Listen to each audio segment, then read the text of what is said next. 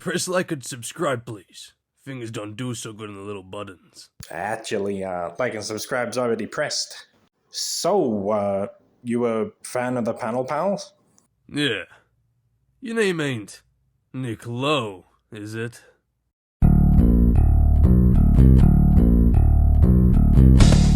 Welcome back to the Spectacular Panel Pals. I'm Skullryan. I'm MNStash. Hello. Hello, and today we are back on the Spectacular Spider-Man Rhino episode, the title of which I have forgotten. Do you remember? Is it like Invisible Hand? Invisible Hand, it was indeed. I think it's that one, I think. That I know is- it's Invisible something. It is big because Spidey finds out at the end who's been pulling the strings. Do you remember the Invisible Spider-Man villain from the 60s? From the 60s cartoon? I think his name was Noah Body, because he had no body. Unfortunately, I don't, but I know I want to go He was back. dog shit. It was weird. He was just invisible. But I want to go back.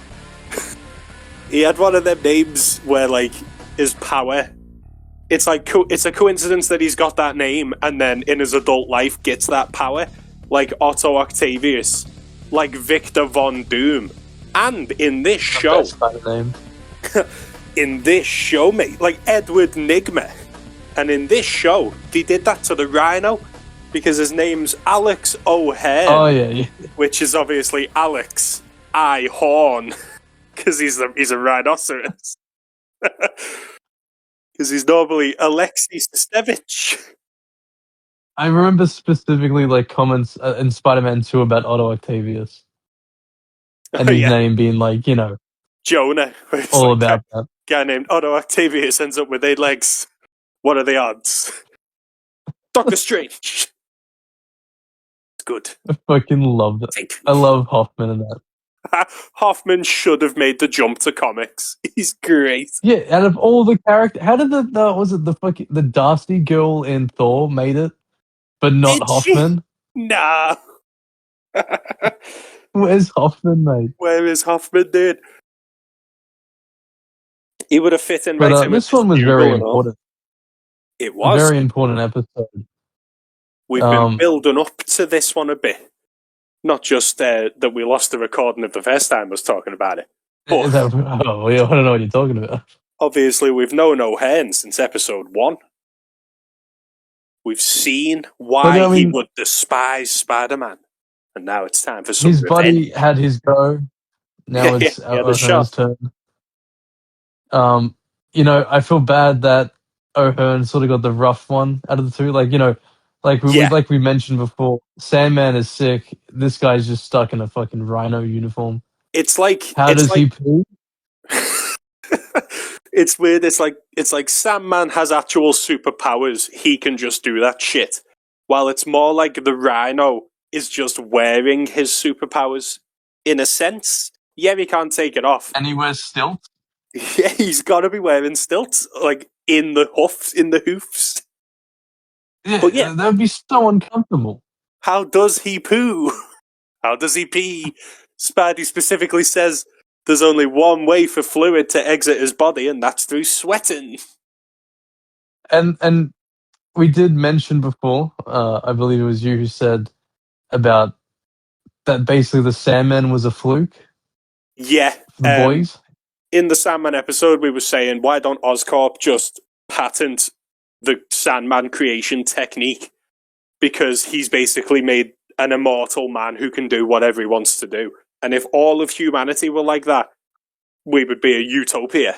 Because you could just, if you had like, you know, the lizard. Yeah. If Kurt Connors instead made himself of sand, he could just reform his arm. So it's very much like the Sandman does solve the human condition, but apparently that was a fluke. So that's why they can't just make a ton of Sandmen. If he was the Sandman, if Kurt was Sandman, would he want to make everyone sand? Oh. No way, dude. Knowing him. Is it the sand part of the brain controlling him, or was Kurt always obsessed with the beach? I love the thought of just Kurt, whatever obsession he had, would be what he'd want everything to be. It was always Kurt all along.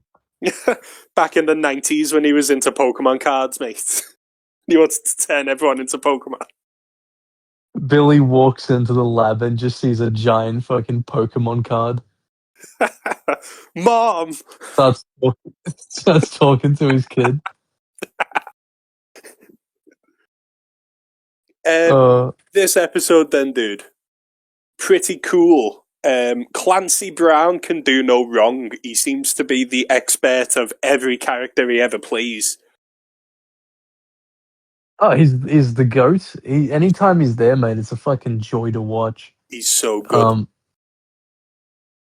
Like even just it was great to have his two roles in the show shine a little bit. You had George Stacy, but then you also had the Rhino as the main bad guy this time.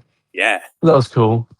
Like last episode where we had John DiMaggio voice a conversation between Sandman and Hammerhead, but George and Rhino don't really talk in this episode. Emo just tells him off and Rhino ignores him because he's busy. But even just like it was sort of cool to see the subtle distinction between the voices. Yeah. Not as much as how well John DiMaggio does it though. He's still the best of that. Yeah, you'd have no chance of knowing they were the same dude, Hammerhead and Sandman. But this episode was also important because Mary Jane Watson's finally introduced. Ooh, Miss Wonderful Personality. Ugh. She's finally in the story. I mean, it's cool how they built it up kind of like the comics. Yeah. And like we were talking before, they did also very similar timing towards how the comics did it with MJ, MJ's first appearance was ASM 42. Yeah. Where she said the famous line. But that story was actually John Jameson being fucking Colonel Jupiter. Oh, was it? I thought it was the Rhino adventure. Oh, mate, because I don't know. So Rhino was 41, then 43. So they randomly had a break in between. Oh, that was a quick comeback for Rhino, wasn't it? Yeah. It was still weird that just Colonel Jupiter appeared. And he's coming up too soon, which will be fun. I can't believe the show adapts Colonel Jupiter. He's like too obscure even for me. This would have been the perfect show to have the cat and the looter. Ooh. Love a bit of looter, mate. You're never going to get a better chance than this show. This show, obviously, it dies after 2 seasons, which is always grim. But there's some dudes they don't even get to. Like, you don't get any Scorpion. We briefly see Hydro Man. We see Roderick Kingsley, but not the Hobgoblin. So even like the A-list dudes don't really... Even Craven and Mysterio don't turn up till season 2.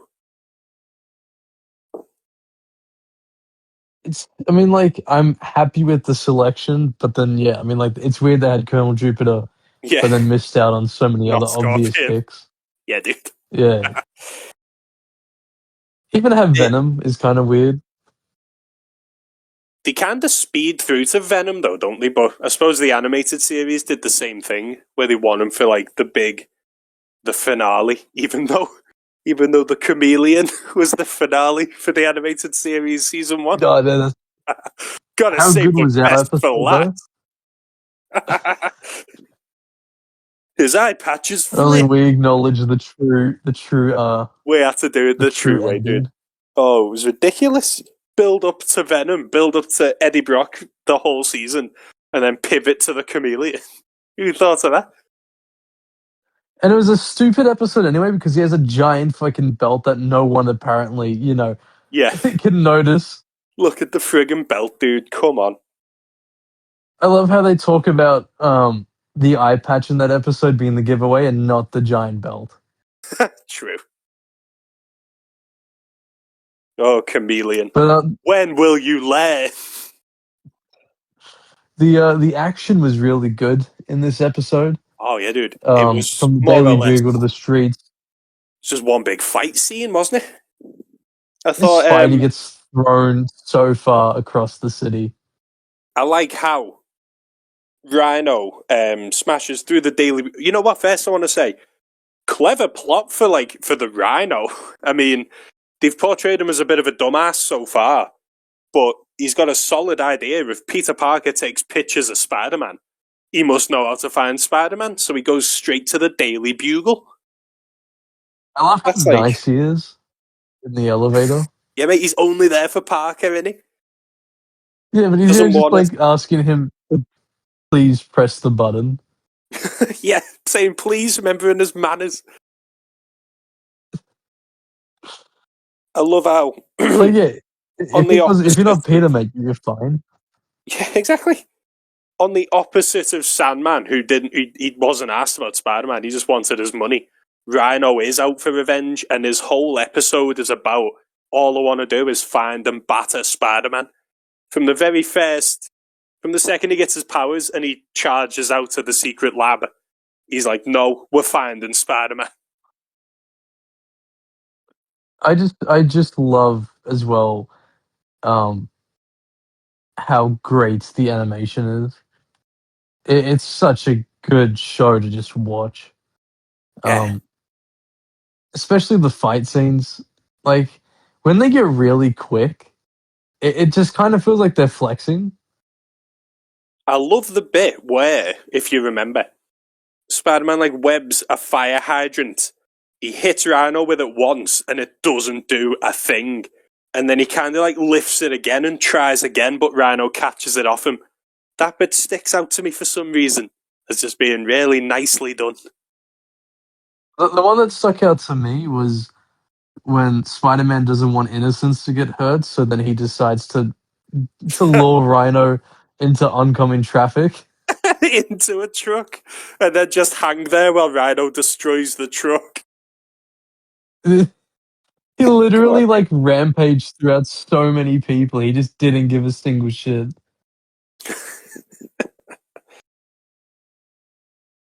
Brilliant showing for Jameson, of course. Like in the movie Spider-Man 1. The villain's literally got him by the throat and he will not give up, Peter. As we'll see in our next episode, there's quite a lot of synergy, but I feel like they do it right. At least it's not over the top and it's not too obnoxious. Yeah. And unlike Marvel Comics, they really make it fit within the story. Take, for example, there's a side mission in the PS5 Spider-Man 2 where you're collecting multiverse spider bots or some bullshit. And then it's a very ham-fisted, oh look, it's the movie Spider-Verse, wow. While in this, they'll just chuck something in now and then that'll remind you of something, rather than slamming your head into it like that. We need more of that shit as well. Yeah, mate. In the first game, meanwhile, that's a go on. In the collectibles, you get a psychology book by Ludwig Reinhardt, and no one at any point says, oh shit, that was Mysterio. Except for me when I'm playing it, turn to my wife and I go, oh shit, Ludwig Reinhardt was Mysterio. And she goes, that's nice, hun. It's like they don't batter you over the head with these references, they just chuck it in, and if you spot it, you spot it. Good stuff. Like, even just for something as simple as in one of the previous episodes where Spidey just does the exact same moves Toby did in the movie. Yeah, when he was on the train. It's literally rotoscoped from the movie. Yeah. I mean, love it. You'll notice if you've seen it enough. What do you think of the way the show adapted MJ's first appearance? Perfect, mate. It was panel for panel, wasn't it?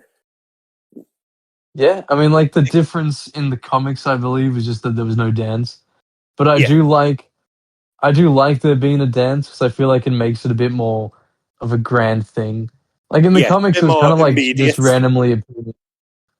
Yeah, it's you're Mary Jane. And it's you're Mary. Yeah. I know what you mean, yeah. It gives them more of a reason. We haven't just bumped into each other. But it also adds the pressure for Peter internally. he's hoping now that since Betty didn't work out, that his date is like the same level as he was talking Betty up. Yeah. Oh, mate. Flash in this episode again. He's so funny, dude. When Oh, Aunt May, he's just the when, fucking best. when Aunt May texts him being like, or Betty texts him being like, I'm having coffee with your Aunt May. And Flash is like, how old did you say she was again? He's so funny, dude. Aunt May was I a bit wish of I like could do his laugh. His laugh is Oh, no. insane. Aunt May was like more of a threat to him than the Rhino this episode. Going to his bed's place of work Full on, to get her to like break Betty up with was him. literally going to say yes to Peter, and then as soon as Aunt May got involved, Gonna stick your nose in, May. Oh, go have a heart obviously, attack, May. obviously, we know it worked out all right. But do you think this Mary Jane knows then? Because I've got to think, why would she randomly agree to go to a dance at a school she doesn't know with a boy she's never met? Like, she doesn't know what could happen. But obviously, we know in the comics, she's known he's been Spider-Man since the night Uncle Ben died. So I wonder if they would have eventually revealed that to us. Because I mean, like, if we want to like really look into it, you'd almost suspect that the way that she was so casual about Peter going and accepting could go beyond her, party girl persona, and Yeah, be that she just generally knows that he's Spidey. I I think it's have one of been the best keeping. retcons. Yeah, gives us something proper, like, gives her a proper part in it, rather than just being the girl next door.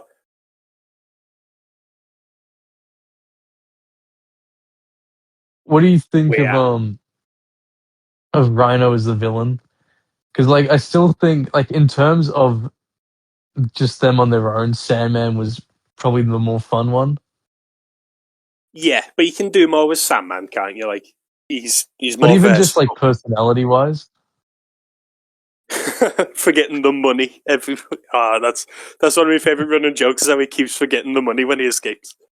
But Rhino, I do love, because there's not a whole lot going on up there. He's not got some big plan to like destroy the city. He's just a huge dude, and that's enough. Certainly a physical threat. well, I What get, were yeah. I your mean, like thoughts? even the show writes him um more interesting than I think the comics does. Even though they changed quite a bit, but it's mostly just since the comic version can sometimes feel a bit stale. Yeah, How I fucking like weird it when was he's it just in the done Hulk muscle. comic though? Oh, when he was trying to get Like, like gamma powered and shit. I think he was hired by the same people who did the procedure on him in the Hulk comic, and I remember that. Yeah, they yeah. he died in it. He Like did. he actually There was. died. I did that when we did Marvel versus Rhino. I remember reading that now. Yeah, he dies at the end. There's like an explosion or some shit.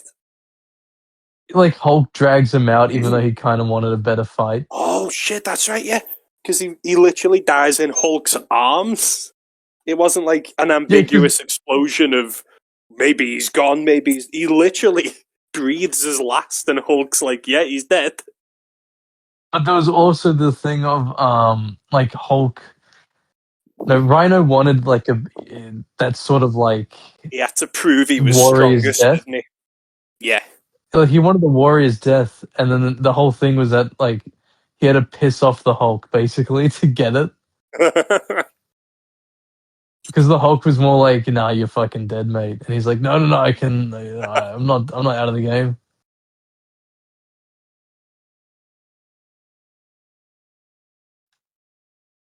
For as far as rhinos go, then, dude, I'm just glad he's not in a robot suit. I mean, it could have been pretty rough. Because now, I mean, it's rough, and like we now know that his costumes are kind of cursed. Oh Um, Christ, yeah. We've had two why are live they action so against? rhinos. and neither have been what we wanted. I can't believe. Remember that scream he does? I can't believe that's fucking real.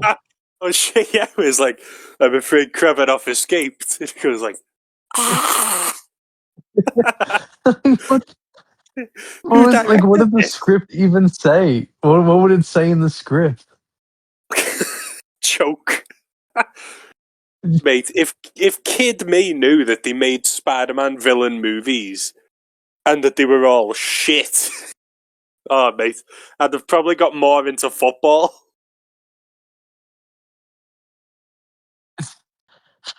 Like It's even so just, I don't know what they're doing. Like even Insomniacs kind of sucks because yeah. it's literally just Insomniac giant is piece of armor. oh, Insomniac is so shit for costumes, mate. They didn't even get Spider-Man's right because it's the wrong colour, firstly, before they redesigned it. And then I do love that. Yeah, everyone's just make it orange. yeah. And then Scorpion's got some stupid VR helmet on. Electro just wears green and yellow, so we're meant to think, oh, that's Electro. And I It's hate that he's like bragging about his new suit, even though it's such a downgrade. what suit? I got a new coat. It's not a suit, dude. It's like Otto Octavius is okay just because he's just in a boiler suit anyway. But then every actual costume is garbage. Even Shocker's, like, why the hell does Shocker look like Scorpion from Mortal Kombat?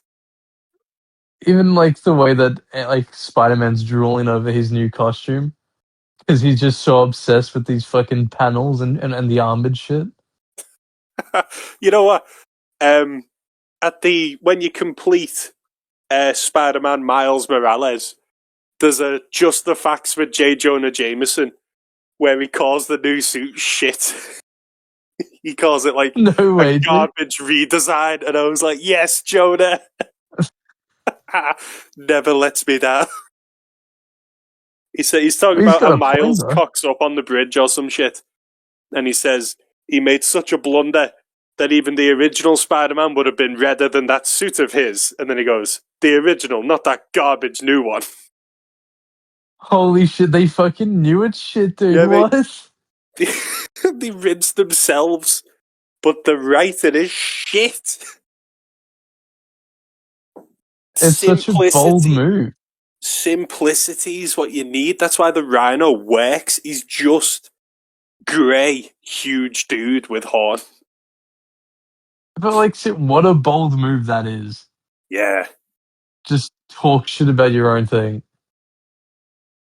I know it's like to own the haters or whatever the fuck, but come on, dude. Not a fan. I feel like they'll say that, but then secretly they're just crying. Yeah, like, look, we're in on the joke. Well, because we know how petty Insomniac is. Wow, they're really bad, dude. If you hate on something they do, they double down. Yeah, Like mate. they'll make Mary sure. Jane missions. Like I've never seen a company that's meant to be such like a prestigious thing. Like they make Spider-Man games, and yet they're just so insecure. I know, mate. Making their own game worse on purpose to get back at us. I don't know. But isn't that just classic Marvel? Purposefully Oh, they do pissing us hate off. us, yeah. Yeah, they despise us, dude. I think we've hit all the key points for this episode. We had oh no, what was his name? Who voiced the Rhino again? I've forgotten his name. Oh, Clancy Brown. That's the one. Clancy Brown, mate, the definitive Mr. Krabs. The definitive Lex Luthor. He loves comic books, him, dude. He's in everything. I know we said this What last names time. though? Lex, Rhino, Mr. Krabs. Mr. Friggin' Krabs, dude. He was, as we did say last time, he's got he does a lot of comic book stuff in that he was in The Punisher. He was in the live action Flash. Obviously, he was Lex Luthor in the DCAU, which is obviously the definitive Lex Luthor. It's the best, mate. Don't trust anyone who doesn't hit Clancy Brown. Oh, exactly, mate. Is this the same day? So this episode ends, of course, with Spider-Man finding out one man has been behind this absolute rash of supervillains turning up. Because the Rhino, being a bit thick, gets tricked into revealing L. Thompson Lincoln is the big man. We get a bit of Tombstone, and He got his ass kicked in this one, didn't he? he did. So this Tombstone's obviously, he's the Kingpin, but thin. He's the King thin, Yeah. because I don't know if Daredevil writes messed up usage of Kingpin, but surely not, because the Amazing Spider-Man 2 game had Kingpin. And that would have been around this time. No, it wouldn't. That would have been about 6 years later after this. But anyway, I got no idea what that game was doing. we should definitely do an episode on that game at some point because it's so wild. But It's so fucking weird sometimes. this seems to be everyone's favourite Tombstone, which fair play because he doesn't get a lot of play elsewhere. But he's more just the Kingpin, isn't he? Yeah, I mean, you can tell Zeb Wells loved it. Yeah, true. Well, this is all he's seen, isn't it? He's not actually read any comics. He just watched Spectacular and the Raimi movies. Yeah, that's all you need. Why bother doing your job? You can just watch the fucking Raimi stuff. And at the very end, it was weird actually, because it kind of, for the first time, we see the cops actively go against Spider-Man when, I nearly said the Kingpin then, when Tombstone summons them to his office and says, oh, Spider-Man's just attacked his workers. They try and arrest Spider-Man, but then they don't ever again. Like, Were they next like time more he sees private him- sort of thing? them two thugs were, but Carter and the Wolf get summoned by the emergency alarm or whatever when Spider-Man says no to working for him. But I then feel like they would have sees just, Carter like- and the Wolf next time, and they don't go like, so what was that about when you attacked L. Thompson Lincoln? I just feel like I can't imagine Carter doing that. Based Carter, mate, with his the man himself. He's, after all we've discovered, Carter's my most not disappointing, but I'm most let down that we won't see his story continue. Because the little drops of hints they've given us about Carter throughout this show so far, they were definitely setting up the Sin Eater from the beginning. Oh yeah, like could you imagine? Like the show talks about killing a lot, so I feel like they might have tried to have shown that. Like how, like oh no, wait, they could have done the animated movies like straight to DVD because Exactly. then I don't think they would have had the guidelines. Yeah, mate. So, like, we've seen him hate criminals with a passion. At one point, he says he doesn't think Spider-Man goes far enough, meaning he wants Spidey to start killing criminals. So they're already dropping all these hints that Carter's going to do the Sin Eater shit. They've even got him partnered with the Wolf. So, like, looking back, realising that they were setting this up as well and that we'll never see this come to fruition, that's just another dagger in my heart, that. Especially since the closest thing to Sin Eater we've gotten since is that bank robber in Daredevil. Mate, I was so excited with that trailer as well. Dude with the purple ski mask and shotgun, I was like, no fucking way they're doing Sin Eater. No, it was a one-off filler episode about Kamala Khan's dad. What a shame, dude. Marvel's like more of the story. Marvel sucks. That's just it. And then as well, the final thing I want to say is this is the episode where Tombstone offers Spider-Man the solution to all his money problems if he just looks away now and then. And Spider-Man says to him, after Uncle Ben got murdered because he looked away, he will never do it ever again. And then the second Spider-Verse movie has this Peter go up to Miles, this exact Peter Parker, go up to Miles and go, yes, sometimes you've just got to look the other way. What dog shit writing is this?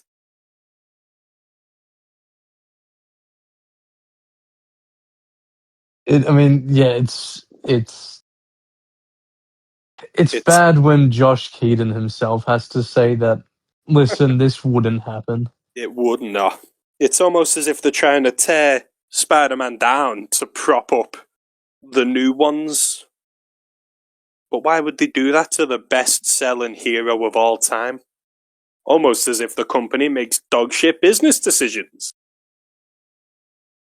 I don't understand what he did to them.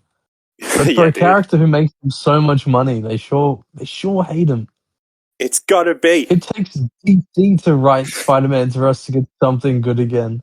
Like we were saying before recording, this is millions of people's dream job. There are millions of people who would love to write Spider-Man for Marvel, but they keep giving it to people who only want to tear him down and make it shit on purpose.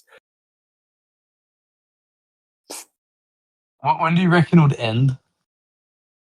What I think started it was, when Ultimate Peter calls Kingpin fat in the issue 12 of Ultimate Spider-Man.